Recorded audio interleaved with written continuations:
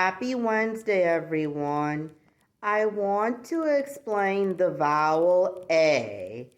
A can be a short sound or A can be a long sound.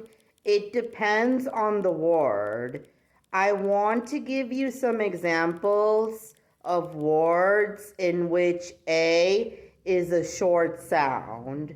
For example, apple, apple, ant, ant, cat, cat, jam, jam.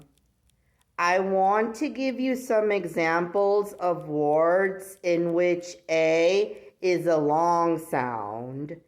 Acorn, acorn, cake, cake, tape, tape, ape, ape.